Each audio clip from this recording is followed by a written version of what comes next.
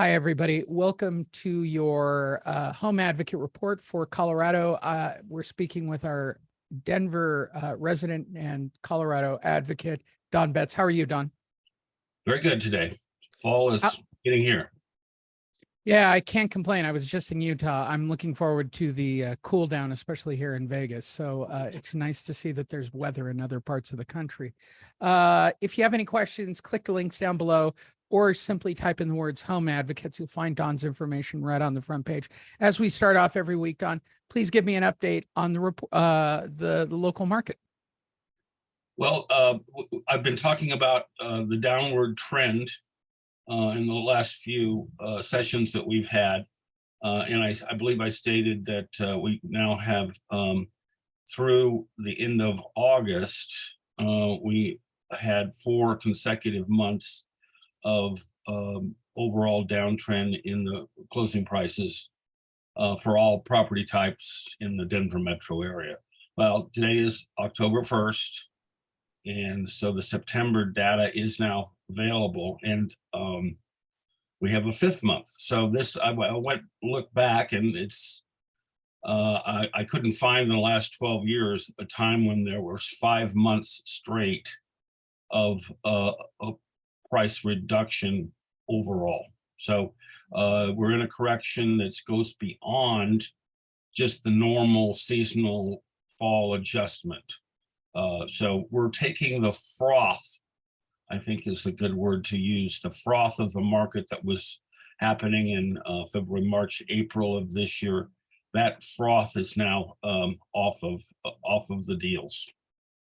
In your experience, have you ever seen a 180 happen this fast? It's been very quick. It's been very quick.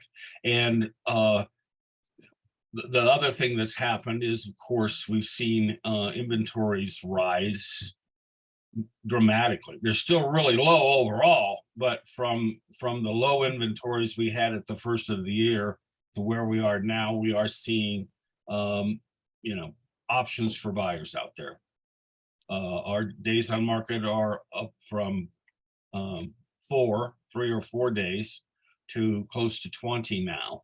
So we're gradually pointing towards a more balanced market. We're not going to get 6 months supply, but we're closer now at 1.8, 1.9 months of supply. How is new home construction doing? I know for Vegas and Southern California, there's still a great deal of properties still coming online in whatever this market is, whatever they're going to name it. How is it in the metro? There is still activity, and the smart builders have locked up tranches of loan money, so they can still offer some reasonable rates. I think I saw one builder advertising financing under 5. So there's still a way to buy a new home, and I think it's pretty steady. It's pretty steady from what it has been. It's really interesting that you say that. So the builders are keeping it in-house and financing it themselves to make sure that they can keep the rates down. Well, and the prices up. they buy down rates and Okay. set aside a bunch of money with their chosen lender, make a deal and say, we're gonna push all of our deals through you. They set it up that way. Okay. So Perfect. the small builders can't do that, but the big builders can. Yeah, publicly traded, they could certainly get away with it. Yeah. They've got the background for it. Of course, click the information down below, give Don a call, find out about Colorado anywhere. He'll be happy to take care of you. Just type in the words Home Advocates. You'll find Don right on the front page towards the top. Just scroll down. Last question. How is the foreclosure and eviction activity going right now in the metro? I don't see evictions happening, but How is that possible? How yeah, did we go literally a year ago? We were talking about, 3 or 4 or 5 million people being evicted for not paying rents. I would imagine commercial people must be at their wits' end at this point in Colorado.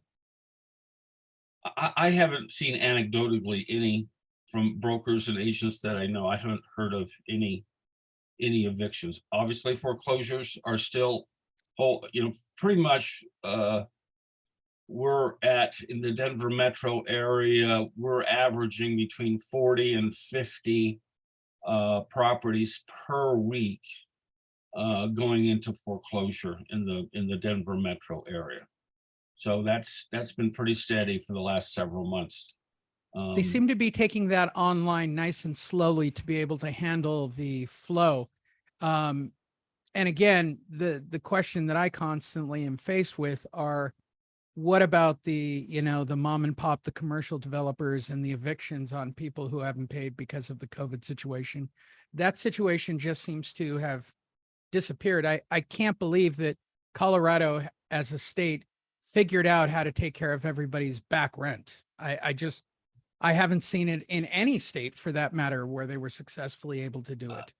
I don't have an answer for that has any data behind it, but my gut feeling is just that we have such a good job market here. Yeah. That the people that may have gotten behind because of COVID, they've got their job back, they're making money. We have this labor market problem we have nationwide is definitely in this town. I mean, anybody who wants to work, there's plenty of jobs. There are plenty of jobs, and good paying jobs, tech jobs, all categories. Has Denver sort of become the default facto Austin for right now? Everything. I think that's probably a good. It's a good analogy. It seems like everything moved up to Denver safely. Yeah. We've had some big companies move in. A lot of medical technical stuff has come here, and obviously those are, really good paying jobs. So we have that, and it's a good diverse economy now. Well, I'm going to ask the last big tough question, and it's probably the one anyone is watching this video is going to ask about. The interest rate. It's way up, and it's going to continue to go up. Have you seen it have an effect in the market? What it's done is that the new listings are now what's the number? 1.8. The average new listing, 1.8 showings in the first week. That's it.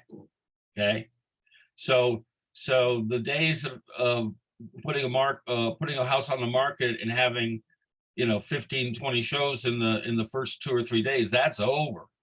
A lot of buyers are on the bench waiting to see what's happening, and that's why our inventory's up.